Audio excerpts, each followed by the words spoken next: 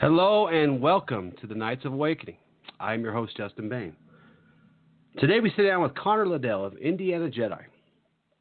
The Indiana Jedi Chapter of the Jedi Federation are a group of Jedi in mid-Indiana who are working to build up an order of service, learning, and community under the umbrella of Jedi Training. We're also going to get the scoop on a project.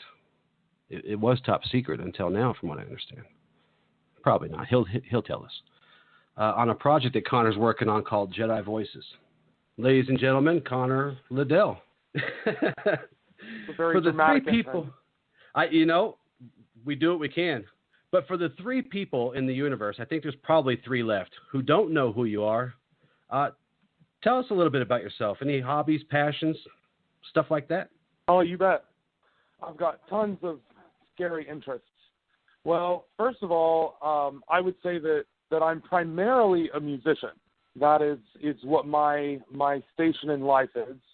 I completed a bachelor's of music in composition and in vocal performance. And I am currently finishing up a master's of music degree in vocal performance, and I'm trying to get a certificate for pedagogy, which is the study of teaching the voice as an instrument. As far as my hobbies go, I'm very much into three things that take up most of my time. Of course, music is also a hobby as well as a job. I particularly like choral music, vocal harmony.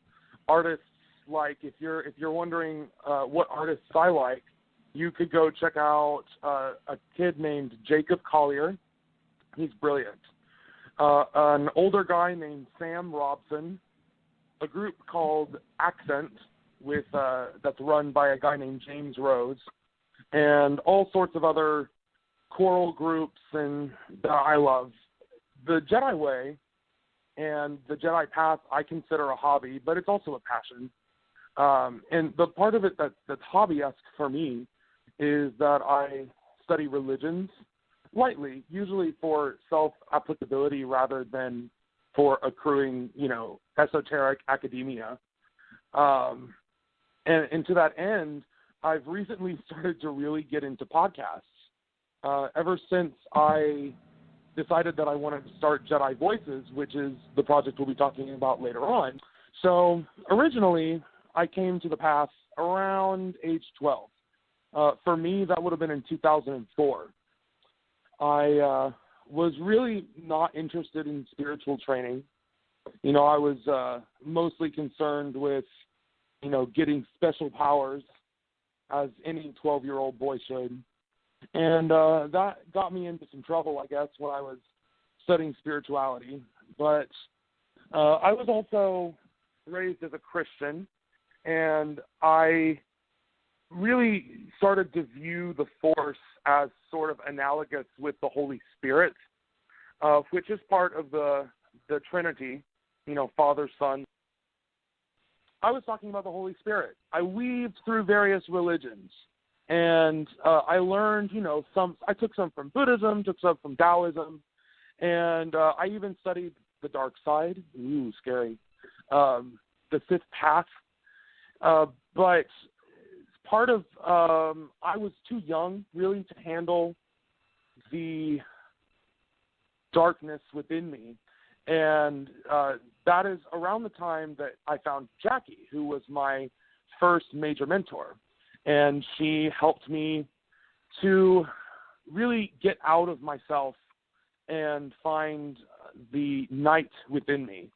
And after many years of training, I'm here today, and I've been around pretty much all of the community at some point or another. I've studied with Opie, and I've studied at IJRS. I've studied under Charles McBride. I've done the Taught Joe program. So I've been pretty much everywhere. And today, my main pursuits are, I'm running the Indy Jedi group, which runs out of Indianapolis, Indiana, and I'm focusing on my upcoming Jedi Voices podcast and project. How about some? What are your favorite real world influences? All right. So I went a couple of different ways with this question because how one defines real world influences has a lot of different possible interpretations. So I'd like to start with the fact that I believe that the Jedi path is the path of stories. If Zen has koans, and Christianity has parables, and Taoism has poetry, the Jedi have stories. And these stories are myths. We go for, the Star Wars mythos is where we got inspiration to go on this path. And all of the books and the TV shows like the Clone Wars and Rebels, all of those since have really paved the way for us for self-exploration. So when I'm thinking of what my real-world influences are, I'm thinking of all the great stories and storytellers that inspire me to be a better person. I think one of my favorites, and a favorite among the Jedi community, is there's a cartoon called Avatar: The Last Airbender that has amazing stories in it. It's about a kid who travels across the world and learns about himself in order to conquer his great foes. It's very Star Wars-esque. In terms of storytellers and people that are giving us knowledge in the real world, I tend to like really powerful and inspiring content creators. I am a big admirer of people like Tim Ferriss, who runs a podcast and continually tries to defy what it means to be a human being by pushing and creating greater forces of experience in life. Sam Harris, who's one of the new atheists. I'm not really an atheist, but his thoughts on spirituality and his inspiration for rational approaches to spiritual living are pretty much unparalleled. One of the two people that I'm really getting into right now are Tony Robbins, who I have observed him change people's lives in a second. Just listening to their story and saying one thing completely changes everything. And the other guy that I'm really liking right now, his name is Noah Rashita of the Secular Buddhist Podcast. This guy takes some of the most convoluted principles like the Fourfold Noble Path and all of these Buddhist ideas and just distills them into practical, applicable ideas. And I think that these people are the influencers that I aspire to be like. I want to be a person that disseminates knowledge in such a way that people don't get caught up in semantics and they don't get caught up in overthinking, but they translate those thoughts to actions that they can do every single day.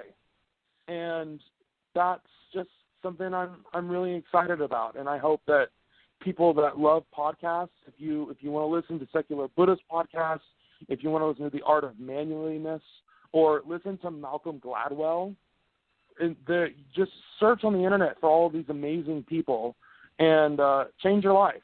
And those are my influences, man. Well, to me, those are all real world influences, and some pretty good ones too. Even the stories, even the cartoons, even the books, and because they were written with real ideas. Exactly. We have to make them entertaining because, well, no one would watch them. And that's right. I think that's the most clever way to do it. And for as long as humans have been around, we learned by telling each other stories anyway. So, and I'm pretty sure they embellished a little bit and made them entertaining. I mean, who wants to sit around a damn campfire with somebody who just, I don't know, tells boring stories? Nobody. Nah, not me anyway. Nobody. No way. I'm pretty sure I know the answer to this, but I'll let you tell it. Are you open to others in your life about your Jedi path and philosophy and all that? I am now. For the longest time, I think it's a running gag in the community that nobody knows exactly who I was before I turned 18. I went around to all these websites, had different usernames and different, different monikers, and trained under a lot of different ideas. But around the time that I turned 18, I realized that, if I was going to be a part of the community, I had to tell people who I was. And I think we had to think backwards a little bit, because I said, hey, I'm Connor. And one of the first things I got was from the people that didn't know me personally. They were like, who's this guy? So I spent, months, and even nowadays, I sometimes have to go, I was this guy so-and-so at IJRS. I was Liddel and blah, blah, blah. And they're like, oh, you're that guy. I remember you. And I'm like, yeah, that was me. Sorry.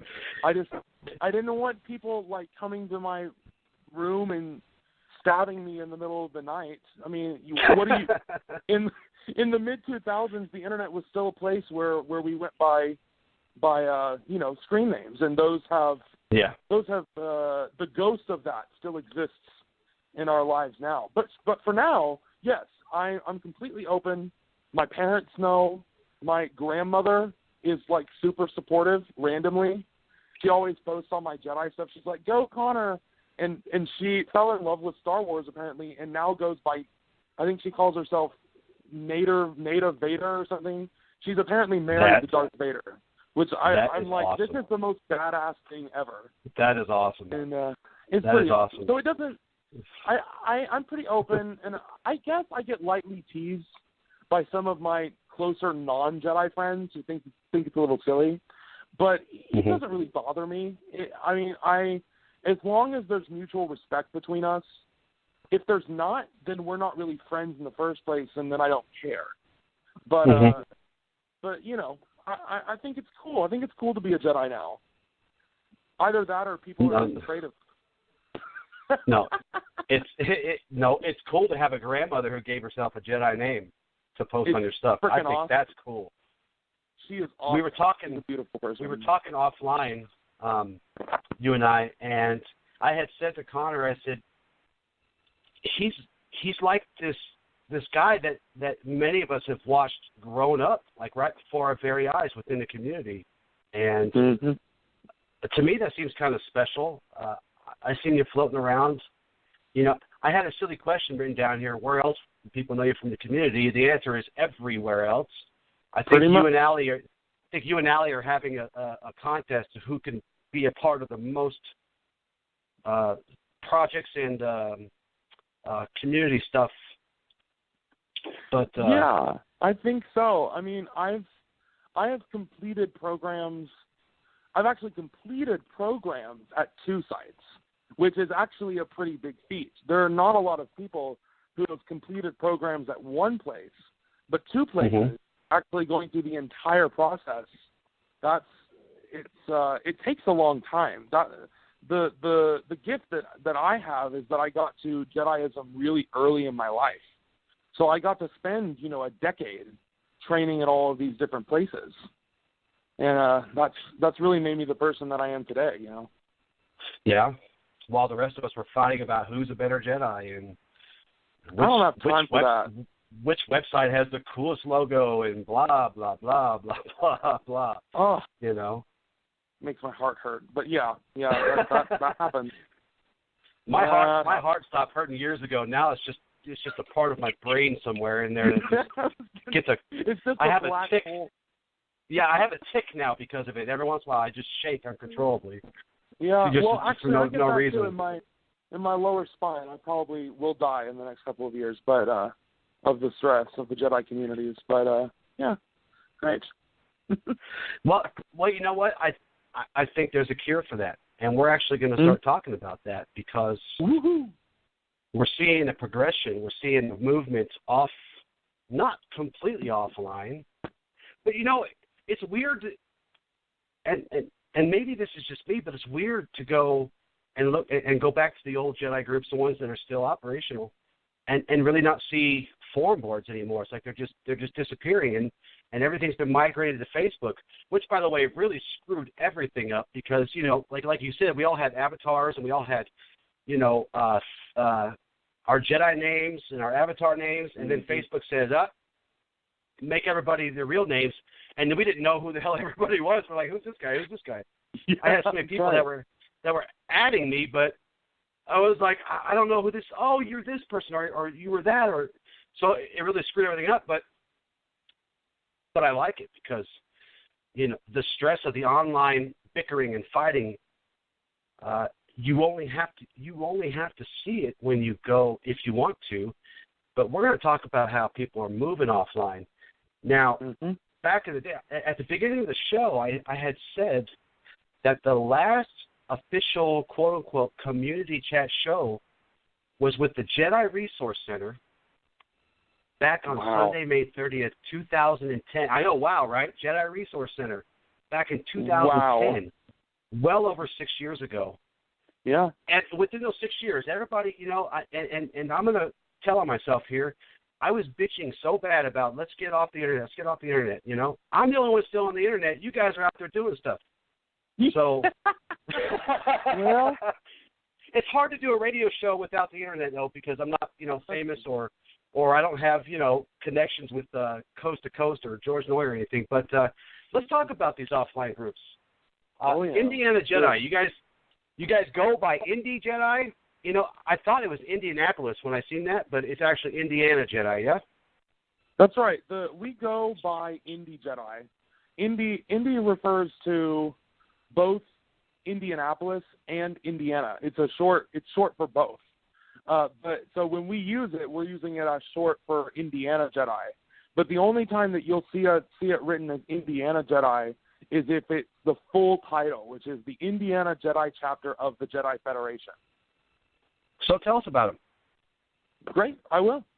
So we are, I think you mentioned our mission statement. We're basically a group of Jedi in pretty much central Indiana. That's where we're localized right now, our goals are to build an order of service, learning, and community under the umbrella of Jedi Training. So the idea is that we want to become a community of individuals, of like-minded people, by training in the Jedi path, which leads to us learning about ourselves and how we are Jedi in the real world.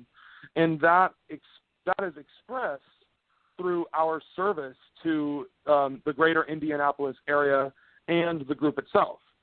So basically what we do is we meet twice a month for fellowship and training. We have two different types of meetings. We have business meetings where we do a bunch of paperwork, and we do social meetings where we get together and have fun. And in between all of this, we're encouraging each other to assign goals for self-exploration and betterment. We have a Facebook Messenger group. We have a private Facebook group where we can keep up with each other, support each other, and all of this training culminates in us being able to give back. So we are primarily a charity group. Our job as Indy Jedi is to improve the status of our community around us through whatever way we want to do that. And it's pretty awesome. I think we have a small, but I will say that we're growing faster than any other offline Jedi group, currently anyway. There may have been some groups offline in the past that grew faster than ours, but of the groups that are going offline right now, we're the fastest growing. We went from one member, Crystal wanted to start this all on our own, to 4 members at our first meeting last year at the gathering, to about 10 to 11 active members now. And we're exponentially increasing everything about our group. And I think that hopefully we're going to be the model for future chapters to build.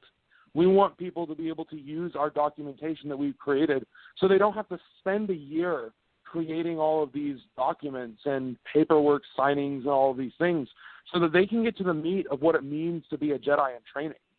And that's what we're forging ahead towards. And I think people are really going to enjoy it. And I think people are really enjoying it, especially in the Indy area. Mm-hmm. I think it's cool because I didn't know there were Jedi in Indiana. I don't know if I've ever been. I don't know if I've even been to Indiana. I've been to lots of places, but you know what? It's funny because before I could travel the country and never even give a thought that people are actually, that they're Jedi that are in these cities because everything was online.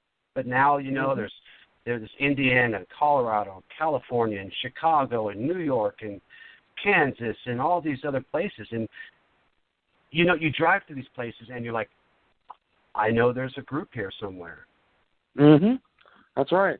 I mean, I might be moving to another state after I finish college in May. I have no idea where my life's going to take me.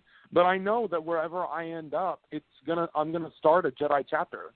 I mean, if this is not going to happen, but if I ended up, in Podunk, South Texas somewhere, I know for a fact that I'm going to find people that are like-minded because there are Jedi everywhere. They're literally everywhere. If you ever get the chance, you should go on, and this is to anybody who's listening in, TauGo, templeofthejediorder.org, has a member map. And if you go and you look at the number of people that are around the world, there are Jedi in almost every state. And you just have to know where to look. You have to know how to, coax them out of their, forum existence and, I don't know, offer cookies. I'm not sure what it takes, but it takes work, but it's worth it. You know what this reminds me of? I don't. An offline meeting is actually what brought me and Derek Thompson together all those years ago. Yeah? Way back in the day, remember I don't know if you remember, but they had Yahoo groups, right? Mm-hmm. Yes. And there was a Yahoo group, and if they're still around, I don't care. The Jedi Sanctuary had a Yahoo group. Oh, they're not. And well, good. Then I can say no. I won't say any bad thing about them. Anyways, so Derek Thompson was on there advertising a workshop for people to come, and all he asked for was like, I don't know, it was like $15 so that he could pay for the room and pay for drinks and stuff. And they flipped out on him, And this is how I met Derek Thompson, because I was kind of new to the whole thing, and the Jedi Sanctuary was the first place I landed because that was the first place that popped up. And I'm like, what the hell's going on here? This guy's trying to get people in, and he was trying to set up a face-to-face thing. And I always remember that because they beat the crap out of him. Now it's like everybody wants to be offline and do this stuff, but I just, it's funny how fast things change. And I say fast, 10 years isn't fast, I guess, but when you think about it, time flies.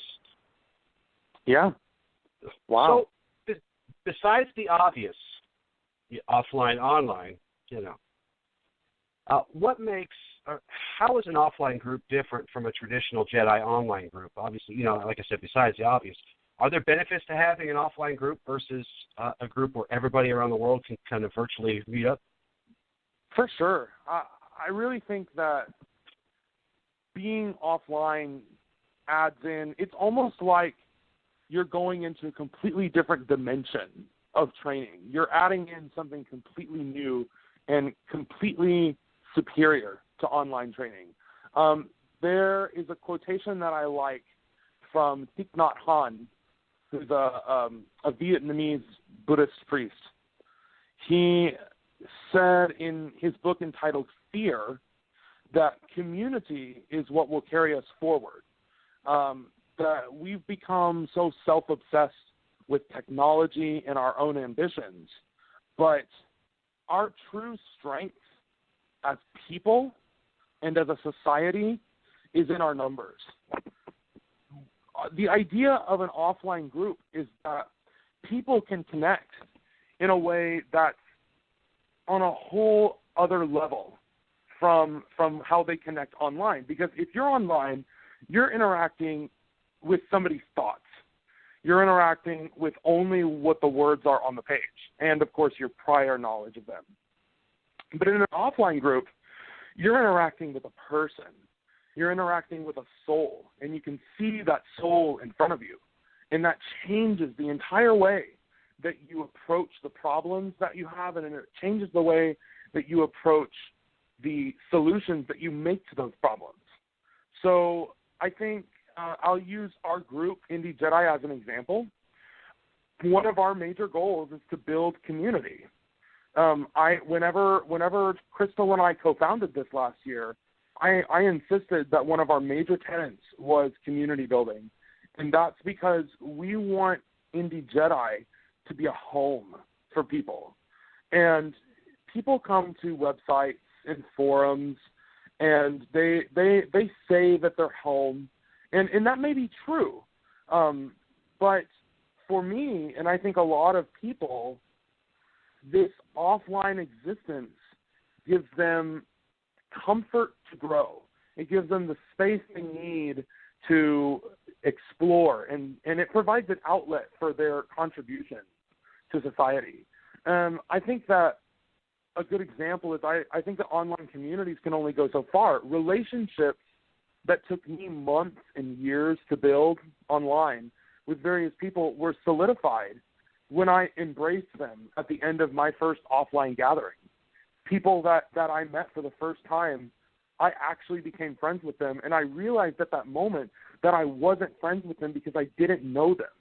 All I knew was what they chose to put online. But you can't hide from people offline. If you see them in front of you, you're going, this is me. I'm in this person, and this person is in me. And that whole other dimension of getting to know somebody provides an experience so priceless that I think it's worth it for me personally. To every Indy Jedi event that I go to, I have to drive at least 40 minutes, usually on average about an hour and 20. But I do it because I think it's that important to be seeing Jedi in my life at least twice a month, hugging them, embracing them, growing with them, challenging them, letting them challenge me. And that's just, it's amazing. And I think that perhaps there are people who find themselves content online. I think that there are some people who maybe have poor health, they can't go out, or they have intense social anxiety, and that the forums serve them. And I think that that's amazing too. But every single group of people is different. I remember there was a time at the Colorado gathering, my first gathering, where I was touching knees in a meditation session with one of my students. And I remember thinking to myself, this is why I wanted to be a Jedi. Not because I wanted to be online talking about some book review that I made, which is awesome, that's great.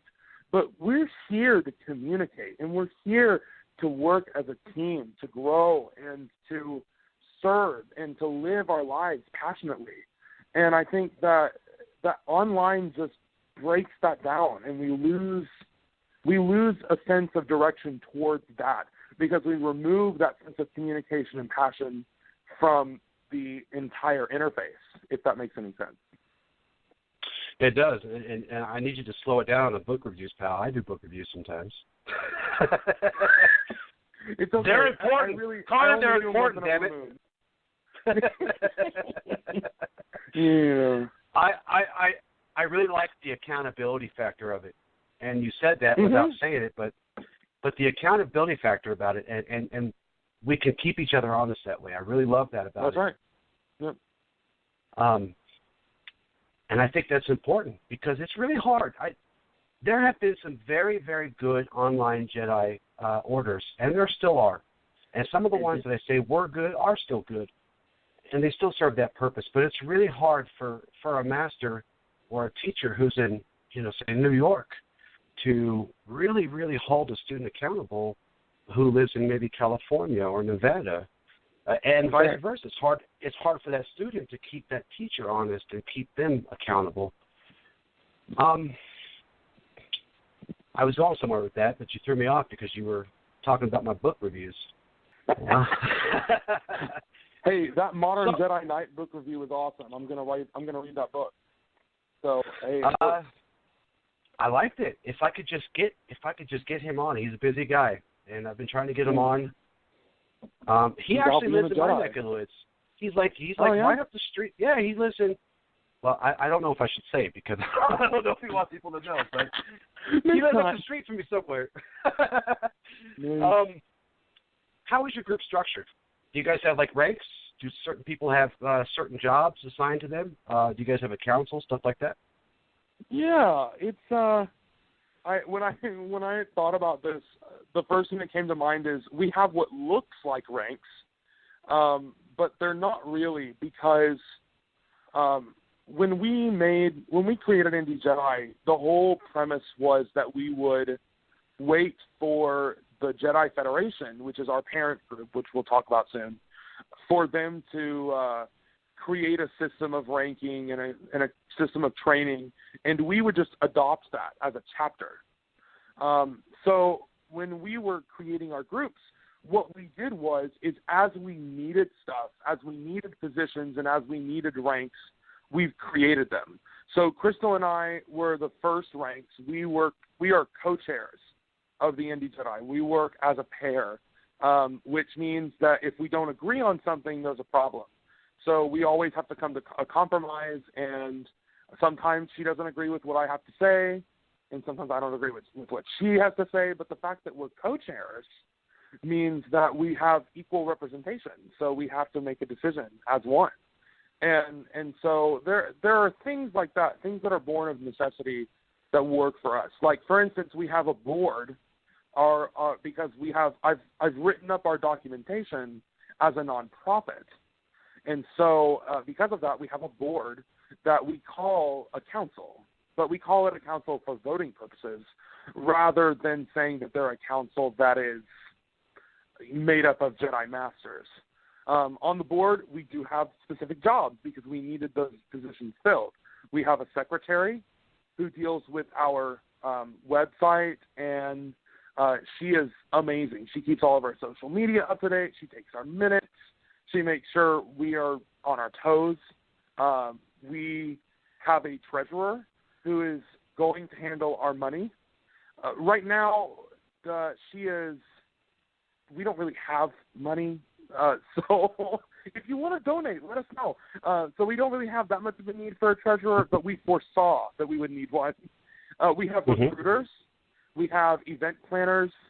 And so our council is really made up of positions that we felt would be useful for us.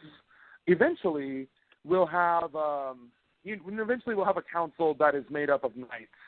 And unfortunately, right now, our only true Federation knight is Crystal. I'm sort of a knight by some standards. I've been given the title more than once. But I'm waiting to really claim that title until I have the honor of being passed through the Federation Review Board, because they're the organization I'm placing my trust and hopes in as the future of the Jedi community. So, yeah. So yeah, we don't have like a council of knights and masters yet, because we don't have a bunch of knights and masters yet. And to say that we do would be lying. We don't have Jedi who are all ready to, teach the next generation. But we're going to get there. It'll take some time, but we'll get there. Mm-hmm. Well, I mean, by the standards set forth for from the religions that are adopted these days, I think we have a couple thousand years to get it right. I mean, we gave them a couple thousand years. It's going to take a while, yeah, for sure. And in probably a couple thousand years, it won't look anything like this, and we'll be long gone before they probably screw it all up, and we'll have to start all over again with another myth. It'll be great. Well, speak for yourself. My wife says with the amount of stubbornness in me, I'm going to live forever. So I'll let you know how it turns out. Great. All right, we'll rename you Methuselah. It'll be great. I think we talked about the mission already, didn't we? Did you touch Basically, on that? Our goal is to provide a self-development training, sense of community for like-minded individuals, give back to the group, as a group, to the greater Indy area. Yeah, that's basically our mission. And I think maybe you told me offline, but you guys are working on a training program that's going to be Federation wide. Is that true? Is that correct? Yeah. That's. I mean, you don't have to talk about that. Do you guys offer training? If someone's new right now listening and they say, I want to learn to be a Jedi, can you guys take care of that for them? Sure. I can talk about what Indy Jedi has planned for training. There you go. We plan to offer training through a mentorship program. So what our goal is for hopefully the Jedi Federation will come up with a training program that Indy Jedi could use if they wanted to. I highly doubt, this is just my own opinion, I'm not speaking for the Jedi Federation, but I highly doubt they're ever going to come up with a series of courses or anything that everybody is going to use across the board. My thought is that they're going to come up with a set of guidelines, and your job is to train to meet those guidelines or train under these subjects to a level of competency. And so what Indy Jedi is going to do is provide a manner through which people could achieve those standards. And we're going to offer that as a mentorship program. So people that are current Federation Knights in the Indy Jedi, and sort of for right now we're allowing Chicago Jedi Knights, since we have fewer members, to train Padawans for a total of at least 500 hours or more. And the idea is that they'll have these sections in a book that they can go and say, okay, today I did my physical training and this is what I did. Or today I read a book that dealt with the Jedi path and I'm writing a book review on it, and that's going to count for 2 hours or 3 hours or however much time I put into it. And so they will sort of build up those hours over time under the guidance of a knight, under the guidance of a mentor. And so it provides the student a level of freedom. It allows the mentor to steer the training by saying, hey, you should be working on this. I don't really like what you're doing here online. Can we work on this type of behavior? And what we will have is what we're at Indy Jedi considering calling them belt tests is really what it is. There are benchmarks that we're going to have at maybe, for example, 100 hours. Once they finish 100 hours of training, they'll have their first belt test. And what it is they'll come in and they'll defend the training that they've done. You know, if you've put on your thing that I'm an orange belt in some martial arts system, we'll say, okay, great. Do you have your orange belt with you? Could you show us a couple of moves? Could you spar for us? And just to benchmark and see what's going on. And so we're hoping that we can combine outside training with inside review. So, you know, we may not ever come up with a Jedi martial art. We might. There's one of our members is working on, lightsaber forms, which I think is cool. But I think that if we never come up with a martial arts form, people can still study it and bring it back to us and teach our students, and that's going to count for their training. And that's how it's going to be until we're big enough that we can offer everything in-house, which is going to take a long time because we have to create experts in every field, because Jediism is about almost every field of anything worth studying. You have to be a scientist, a philosopher, a martial artist. You have to be a jack of all trades that is not a master of none. You have to learn and be an expert in multiple fields. So I think that it's not going to be... What did you say? I just say, and you want to take your time. You don't want to rush it. Oh yeah, you definitely do, and you want it to be quality. You don't want to, get to knighthood and be like, is this it? Is that all it took?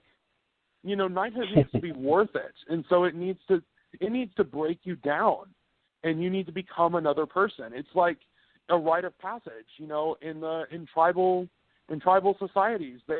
You have to kill something to become a man. That's the thing. You have to, and in the Jedi path, to kill yourself, not suicidal. You have to kill yourself and rebuild yourself from the bottom up to become something else.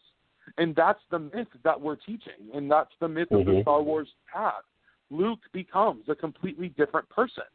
If you watch A New Hope and you watch the beginning of Return of the Jedi, the dude's completely different, and that's the hero's journey. That's what we're trying to do here. Yeah, he walked to that cave and had unspeakable things done to him that they couldn't even show us on TV. But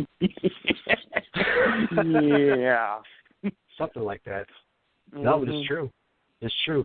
Killing the self, shedding the old self. We don't condone suicide on the Knights of Awakening. Connor doesn't condone it either. Just for the record. That's right.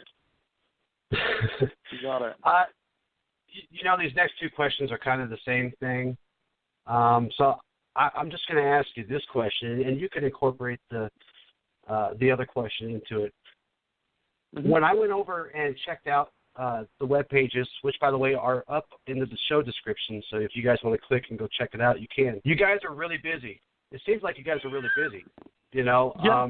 What kinds of activities could someone expect if, say, someone from that area is listening right now, if they wanted to come and hang out with you guys, what kind of things are you guys doing all the time when you guys are hanging out together? Sure. So we basically, I think I talked about this a little earlier, we basically have two kinds of activities. We have business activities and we have social activities. Sometimes they overlap, sometimes they do not. But we generally get together at least twice a month.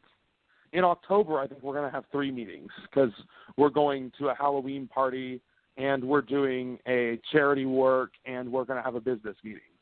So sometimes we'll meet more than twice, but I think the average is 2. If I was to take you through what those meetings would look like, you'd show up for the first time. We'd talk, we'd chat. We might ask you a little bit about yourself, where you are in your journey, not necessarily on the Jedi path, but where are you in your life? Because those are really the same. They're where you are in your Jedi path and where you are in your non-Jedi path are the same thing.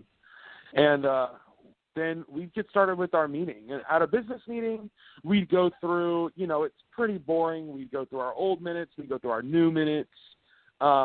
Sometimes there are heated discussions about deciding which code we want to use and what works speak the most. But it's usually mostly, we want to put some merchandise so that we can donate more money to charity. It's boring topics. So the real fun stuff is at the social meetings. We've had, what do we have? We have movie nights where we've watched Star Wars episodes together, which is awesome. We've had game nights. We're planning mini golf for September. We are going to a Halloween party in Chicago at the end of October, of course. We're going to have a Life Day celebration here in Indy. We're going to invite the Chicago Jedi down for that. So we party hard, and we party as nerds. One of our members is a gifted baker, and we often have, nerd and Star Wars themed baked goods, and it's quite amazing. Our other works include charity. We're having our very first charitable event at the beginning of October. We're going to walk from obesity is what the walk is called, and the idea is that as a group, we've all had problems with weight. All of us, our nutrition, losing weight, gaining weight, all of these things, we've all experienced it. So as a group, we've decided that we want to focus our energies on destroying and eradicating obesity in adults and children providing research for nutrition. And so that's sort of the extension of our training. Like I said, everything in the Indy Jedi is connected. We train in our lives, and we train in the group, turn that outward and spread that energy toward the things that we connect to. And it's quite amazing. And I think that we're going to grow even more. Next year, we're hosting the regional gathering for the Midwest. Luckily, Crystal has experience running gatherings. So if you're thinking about joining the Indy Jedi, if you're out there and you're listening to this anytime around the time that this originally aired, we're going to be doing some awesome things. We're going to be hosting a regional gathering. We're going to be learning about making your own robes, how to make your own lightsabers, because those types of things are ritualistic, and we can use them at our charity events to raise awareness. We're going to be, hopefully in the far future, hosting training days and maybe even having something we're tentatively calling Jedi Con or Jedi Convention that's going to have Jedi and Star Wars themed field day events, exercises, and Jedi themed nutritions and all, and it's going to be incredible. So you can expect that there's going to be a lot of growth in the next 2 to 5 years. If you were to take try to measure the percentage of how we've grown from last year to this year and compound it exponentially over time, it's going to be incredible. We're going to be, I feel like I sound like Donald Trump. I don't mean to, but it's going to be awesome. Uh-oh. We're going to do amazing things,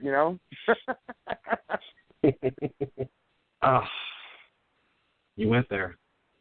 I did. I thought, we got to have a little Trump. But I really, please, yeah. God, we don't even talk any politics. No. I will slit a throat. I don't have any throats here, so I got to find one. Yeah, we're not going to talk about that. It gives me a headache these days. How often are you guys able to get together? Do you guys have certain days every month, or is it just kind of whenever you guys can make it happen? We usually plan our meetings about a month in advance.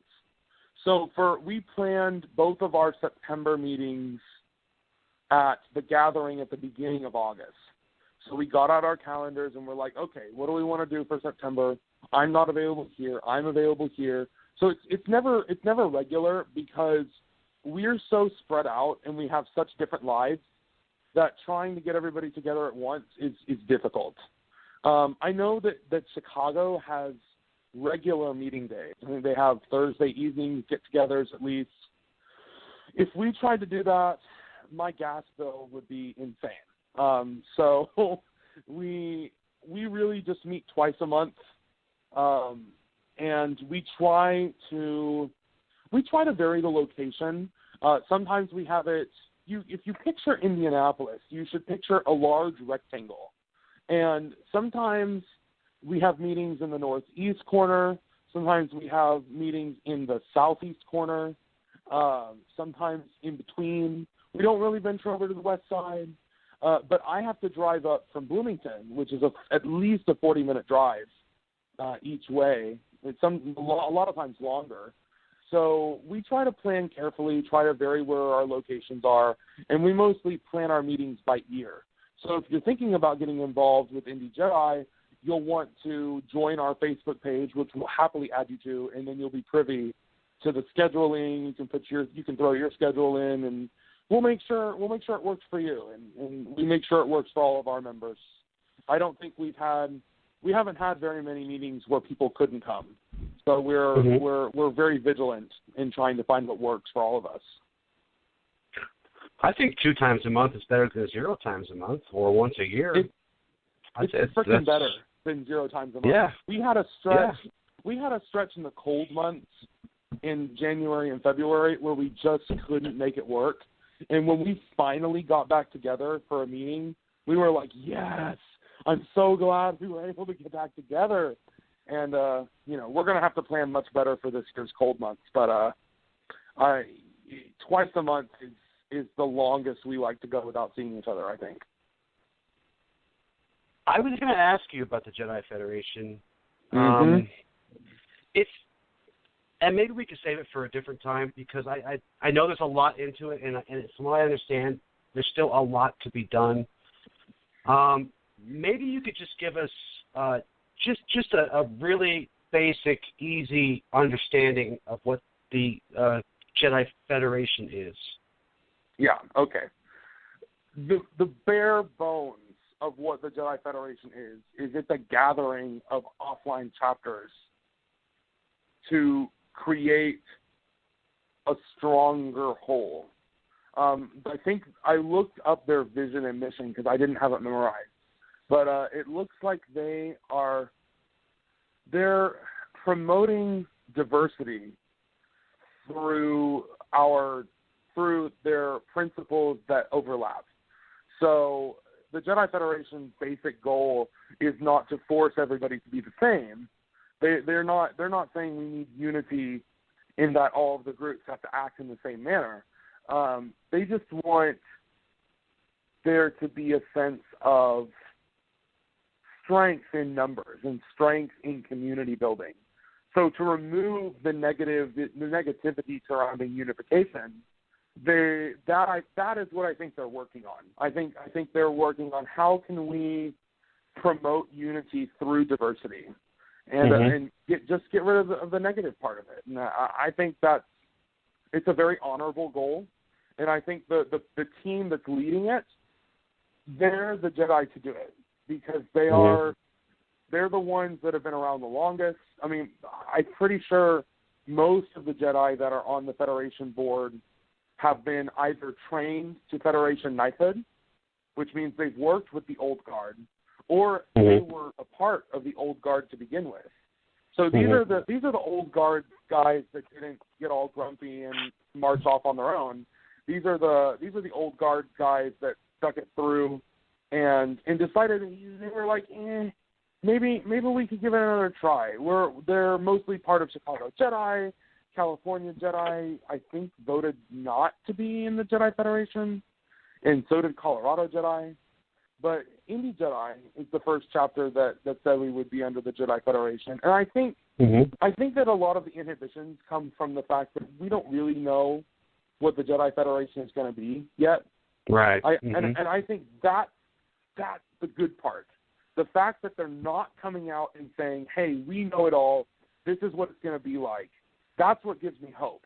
They're leaving it up in the air for us, for it to happen organically, to figure out what it is that we actually need to be together. I really hope someday I can get some of those people on, because there are a lot of misconceptions built around that, and I think people are just, there's fear of it, of not knowing what it means, because people talk about it, but there isn't really a lot of information. So, one of these days we're going to have to get some of those folks on.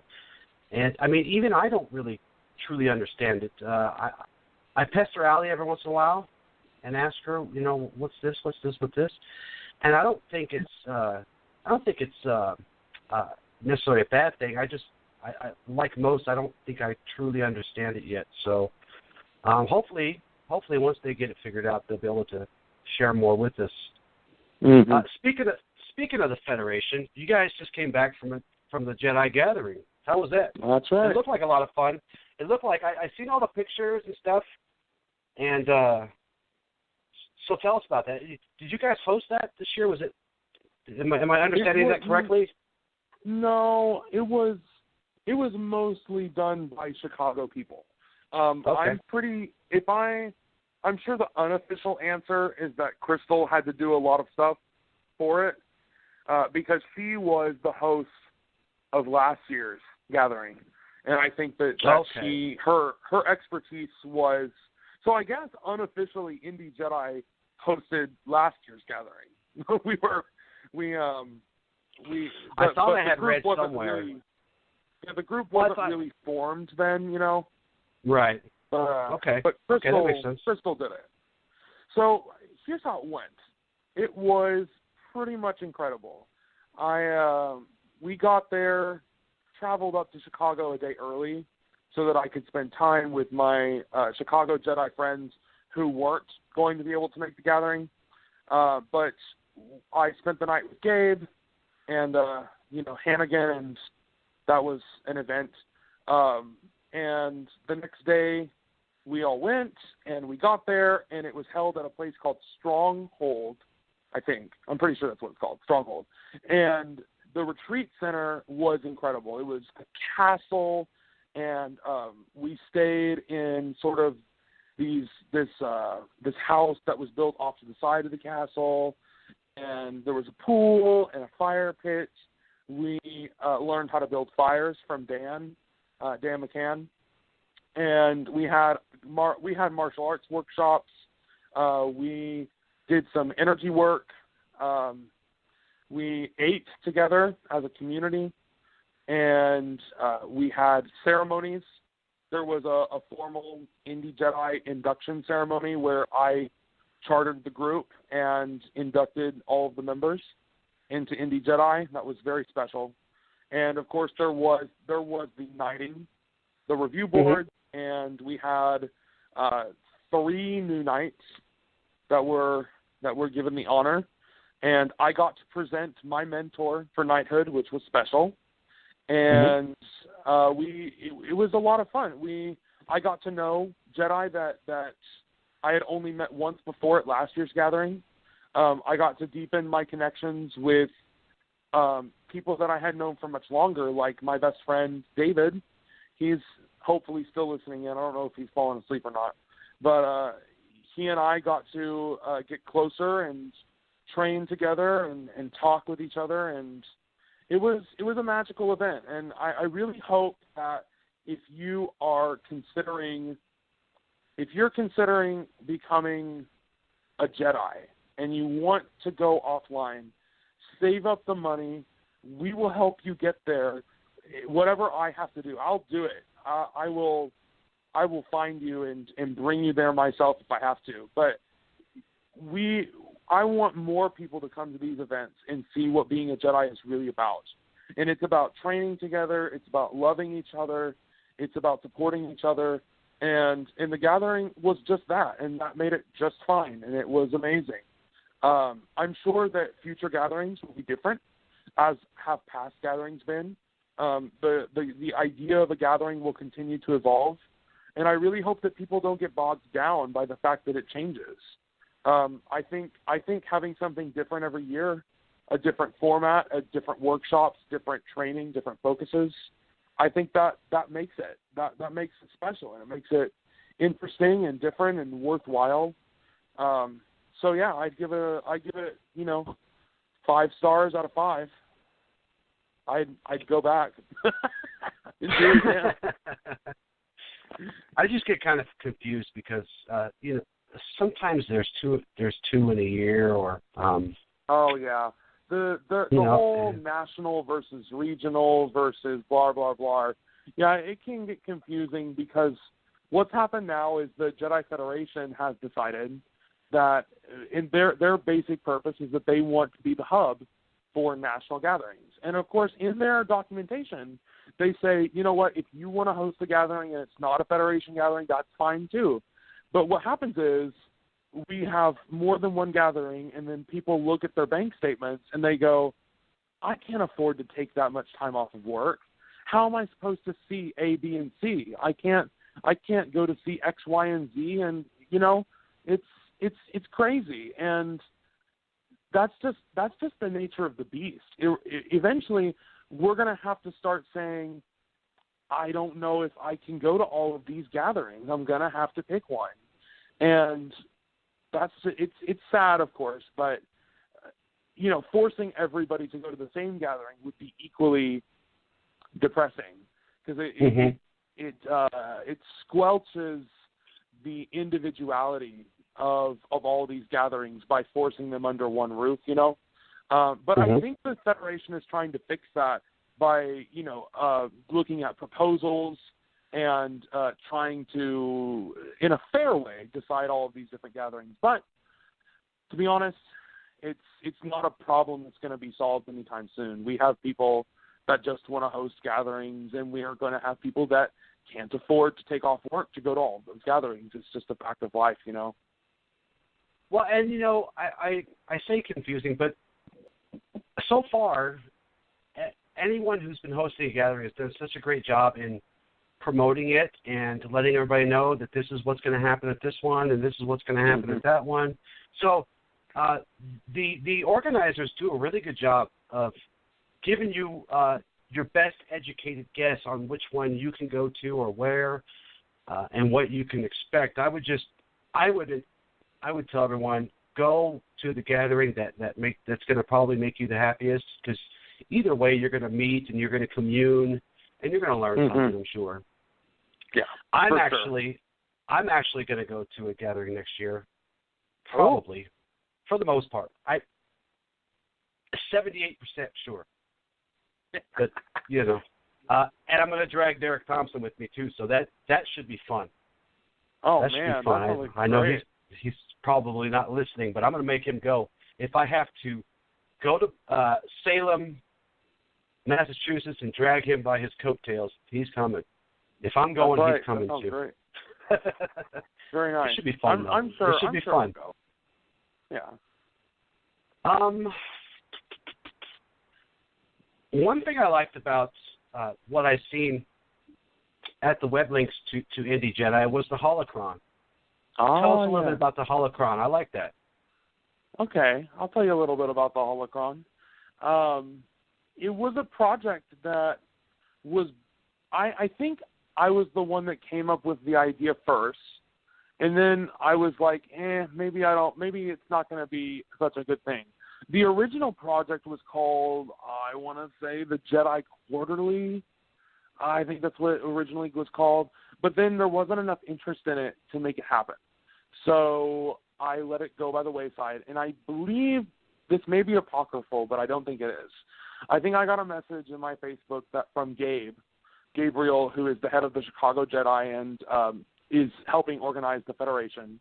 And that said, hey, remember this project that you had going, the Jedi Quarterly? We want you to do it. We want you to make the Jedi Holocron. It wasn't called the Holocron at the time, but he was like, we want you to bring that project back, and the Jedi Federation will promote it, and it'll be a part of this. So I was like, okay, let's do it. I got to get a team together, and I used the Federation resources to put together an awesome team. I'm not sure who's on that team anymore because about, I want to say maybe 6 or 7 months ago, I resigned from my position as editor-in-chief to work on other projects. But it's going, and it's still going strong.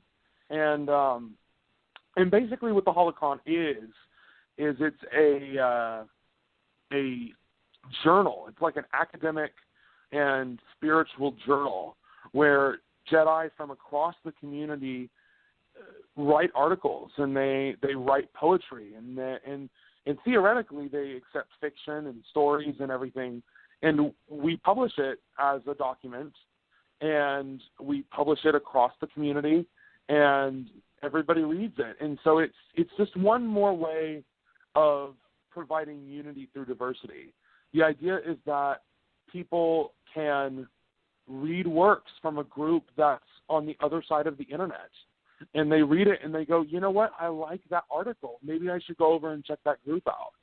And so the Holocron is a device to connect people in a way that's very safe. It was one of the first Federation projects, and I think that it's still serving an amazing purpose, and I wish it all the success. I've submitted an article for it myself this time, so I'm still participating in it as a writer. I don't know if you know this, but I put a poll up a couple weeks ago asking the audience of the Knights Awakening if they want to meet to put together like a little newsletter. Huh? And of course everybody said yes. So now I have to, and I want to. I'm just having trouble finding the right kind of program or template maybe. So If anybody out there has a template, please send it to me so I can look at it. You should talk to a guy named Adam Ruggieri.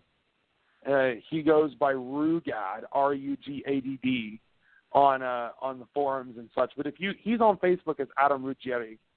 If you find him, he was the guy that was working as our graphic designer and organizer when I was editor-in-chief. So if you find him, he can probably help you, or at least point you in the right direction.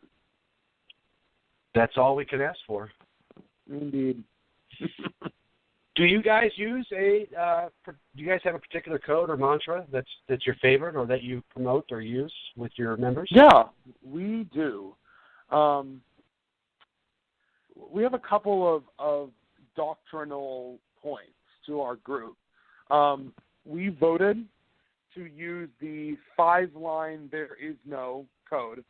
So the one that goes, there is no emotion, there is peace, or ignorance, knowledge, that one. And including the chaos and harmony line. We voted on that. I don't think it was unanimous, but that's what we voted on.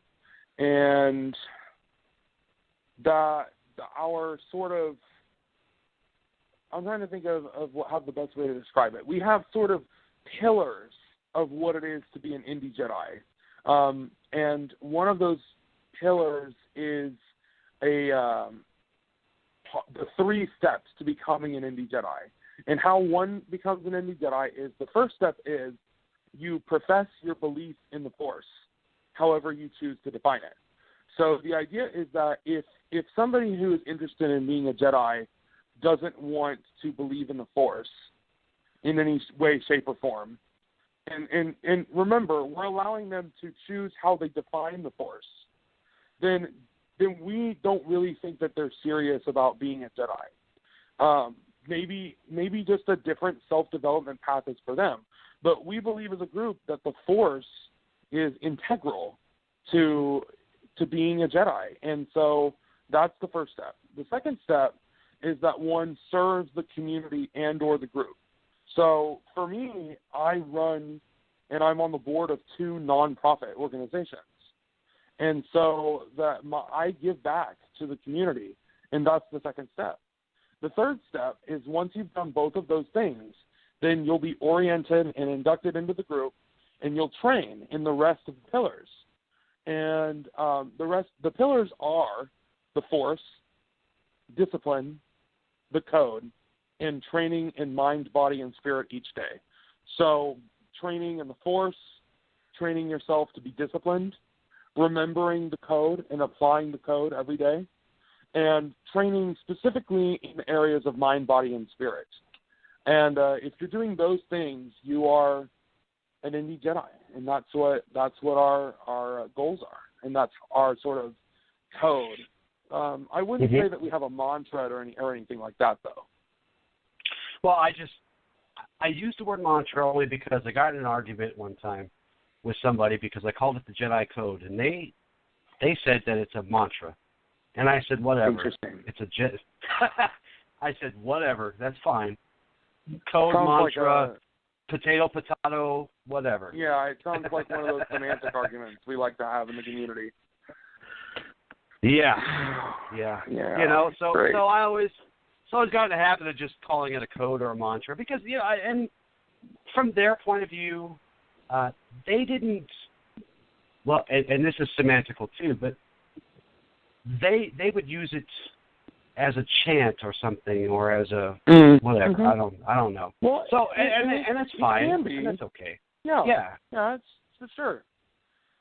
But so that that's doesn't mean why you need to define it for everybody else. So. Well, yeah. Some of us know that. Mm-hmm. Let's talk about aspects. Oh, okay. Do you guys? I imagine you really don't care, but maybe you do. Because aspects is where we find a lot of infighting online, at least. Mm-hmm. How does your group view aspects? Well, the group itself, I don't think, has any view on aspects. The philosophy that we've come to organically, this was never prescribed by either Crystal or I. But really, we've all just been a part of what I consider the Jedi realist movement. There's sort of, nowadays, I guess it's more like two divisions. And I know Opie, if he ever listens to this, is probably like crying into a napkin or something. I don't know. But there are two different really viewpoints on how one can approach the Jedi path. There is the application of the principles of the mythos as an interpretation to our training and as an interpretation to providing guidance in our life. And that's more Jedi realism, practicality side. And then there's a very much spiritually focused, not really worship aspect, but very cerebral, and it stays that way, religious of thinking. But those divisions, and I know this will make Opie much happier, is that those divisions are really an illusion. They don't really exist. We just sort of impose them because it speaks to our own, what's the right word for this? It speaks to our own perspectives and viewpoints. We come to the Jedi path bringing with us all of our baggage, and we try to superimpose that baggage upon the way that we interpret the path. But though the path itself is just there, it doesn't require us to be a part of it. And it exists independent of what we think of it. So the Indy Jedi group, we're like, for sure, you can do whatever you want. Just all you have to do is believe in the Force and train every day. And I think that really puts us more on the Jedi realist aspect. When you say aspect, I think you're also asking about the many colors of being a Jedi and like the Sith aspect, dark aspect you might find at Force Academy. We don't really discuss it because it's either you're a Jedi or you're not a Jedi. And you, as Jedi, you can study the various aspects. I have done multiple stints under, David Edge and Chaos at Force Academy in the dark aspect. Because I believe that well-rounded training is the path to success. And I have even created a gray Jedi program with one of my friends. And so the idea is, though, that at the end of the day, when I get in bed and start reading my books, that I'm a Jedi at the end of the day. And I think all of the Indy Jedi feel the same way. Even if they train in other aspects, we all come home at the end of the day, and we're not swayed to, all of these divisionary thinking that doesn't exist. It only exists in our limited perspectives. Anything you guys are working on now before we move on to something a little different? Well, I think we've covered most of the projects that we're working on, the charity works and things like that. But we're working on finishing up our internal identity. We're creating our merchandise, our T-shirts, our logo is finished. We just finished our logo. We're creating our website. We want to have business cards we can hand out to people. We are, I already talked to you about, we're trying to build up our Padawan training program. We have people that are working on creating lightsaber trainings for our group because we don't want to steal from other people. We're working on creating our own robes and creating an educational initiative and creating our Jedi conventions. And we're also sort of on the back burner looking for a regular space to meet, like a church sanctuary that will rent us out or rent to us, or a dojo that will let us use their space on Sundays or something. So we're looking for a space to call our own so that we can pour our energies into a little bit more stability. But other than that, we're working on training and focusing on our people and growing and hoping that in the near future we're going to have Jedi that are ready to change the world and really make something of our group. That's cool. So I'm going to tell everybody a funny story real quick before we move on to the next topic here. Sure, go ahead.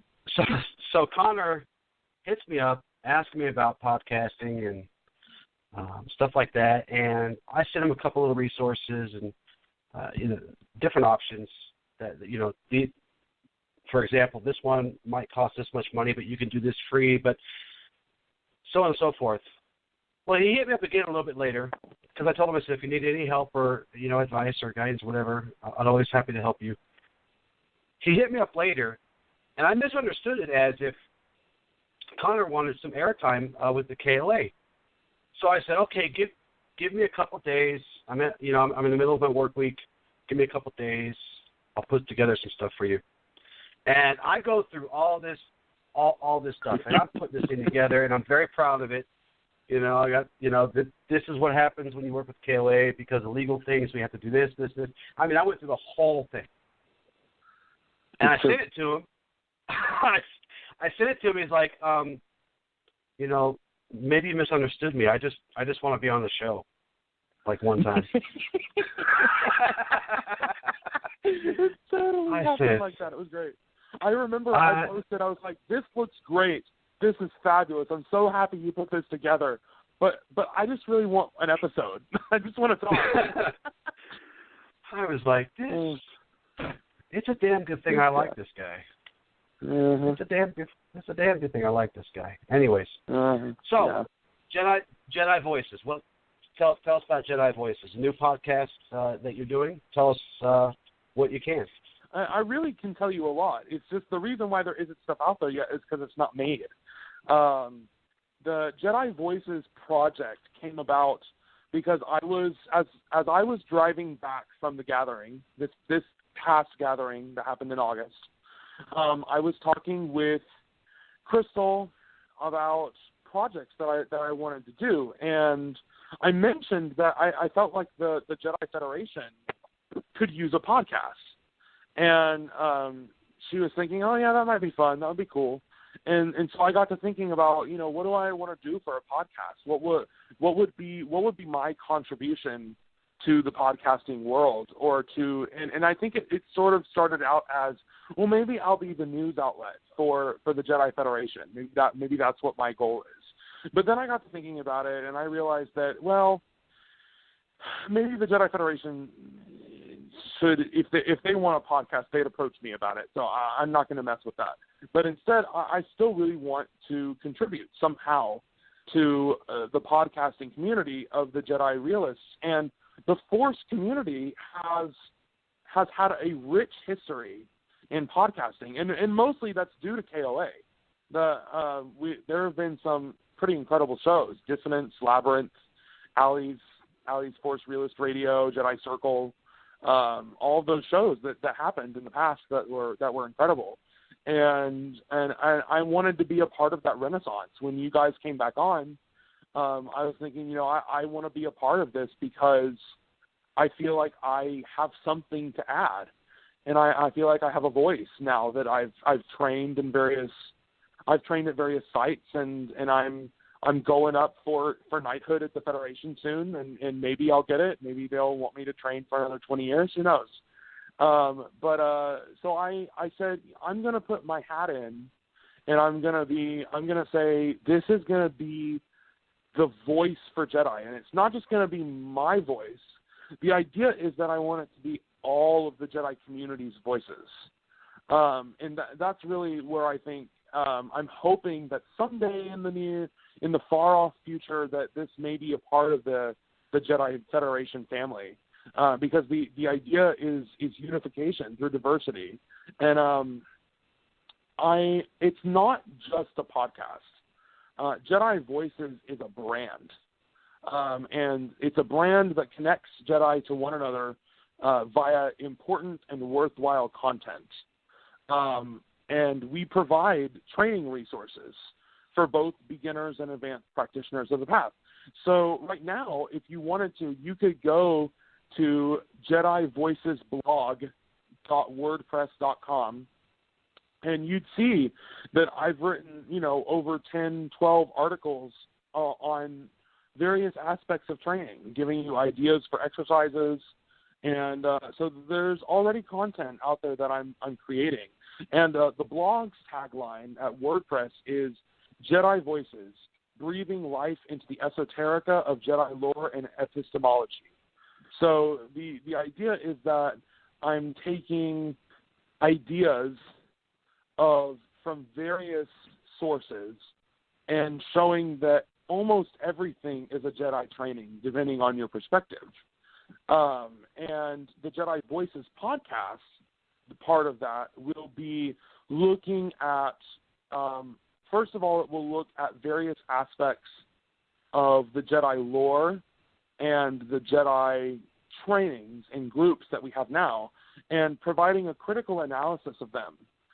So our first episode, which I think this may be the first time that I'm talking about this, so it's a KOA exclusive, is the Jedi Voices first episode series is going to be on the Jedi Code, but not in the way you think it's going to be.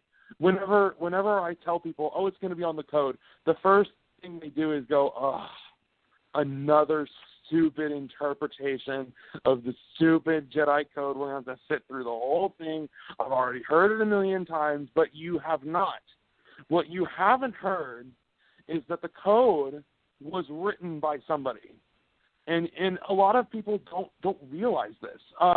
There are Jedi in the past, especially from early on, who knew that the connection of the code to where it was written originally. And Opie last summer did a web series, and in that web series he talked about this as well, which is where I first heard about it. Well, the Jedi Code, as it was written in the 80s, when it first appeared in the role-playing guide, had only 4 lines, and it was the there is no version of the code. So, it didn't have the chaos harmony line in it. And at some point, it got added, and then it changed over to the yet code, and then it changed back to the 5-line there is no code. But originally, we had the 4-line code. And Opie mentioned that there was some pretty overt references to the Heart Sutra, which is a central text to one of the schools of Buddhism. And so I go back and I look at this comparatively, and I go, oh my God, this code is basically lifted from the Heart Sutra. You could truncate all of the Heart Sutra into those 4 lines. And even there are some explicit lines out of the Heart Sutra that sound exactly the same as the Jedi Code. And so I'm going, I need to tell people about this. They need to know that this Jedi Code was not, it was probably written by a guy, Greg Costikian, whatever his name is. He was sitting there, he was thinking about how am I going to show that that these are Jedi principles? How am I going to create these characters for this role-playing guide? And, he's thinking, I got to find some real-world resource. Well, he finds the Heart Sutra, he applies it, and then we get all of these interpretations of what all these lines mean down the road without ever consulting the source of the code in the first place. So you have all of these people that go, I think that it's emotion versus peace. We have both emotion and we have peace within us. And I'm sitting there going, well, that's probably true, and that's a valid interpretation of the code. But have you stopped to think maybe there's something more to it? Maybe the Heart Sutra has hundreds and hundreds of years of interpretations that we could look at, and we could talk about the original translation of the Sanskrit to the English, and we can get into the nitty-gritty of what this stupid code means and what it can mean to your path. And it can provide, it can provide some sense of authenticity to what we're studying, to know that the code that we're using isn't just something that we can use as a mantra every day, but it's something that is built into the bones of our religious and spiritual traditions throughout the world. And as much as we like to say, oh, the Force is the Tao and it's the Holy Spirit, and Jedi are based off of samurai and old chivalry knights from England, and they do martial arts and carry swords and all of that fun stuff. But this is just another aspect that we can relate back to those times, and we can look at these interpretations. And so this sort of esoteric thing is what I want to talk about. And the coolest part is that there are Jedi out there studying these things that aren't talking about it. I'm going to have somebody on our podcast who has been studying the Heart Sutra for a long time and translating it from Sanskrit to English and looking at the various meanings of the words and how they differ. And I want to bring those trainings to the forefront. I want to bring those people, out of that sort of esoteric dark corner of the internet and bring a sense of intellectualism and, spiritual ideologies to the forefront. And that's really what Jedi Voices is going to be. It's going to be incredible, I think. As long as people listen to it. Yeah, off air, I'll later on, I'll give you some advice that I don't want to share on air, because it can be rough. But like I told you before, we'll help you in any way we can. Just reach out if you need something. I appreciate it. No, it's David and I, all those years ago, we wanted people to find a new way, and they're doing it. And it's not because of us. It's not because of us. It's the progression that we hoped would happen, and it did, and it has. Mm-hmm. And it's continuing, and I love it. If you ask me in June, I'm not going to try to remember the date because I'm getting old, but in June of 2008, when we started the KOA, that there would be all these offline orders, that all these other Jedi would be trying to do things differently away from the forms, we would say you're crazy. I tell you, you're out of your damn mind. And it's happened, and I'm happy that I was wrong. I'm happy that I was wrong. In the grand tradition of the KOA, this is the point where we give the opportunity to you, the guest, to leave some final thoughts for the audience before we go. But before I have you do that, tell everybody again real quick where they can find all the stuff we've been talking about. Great.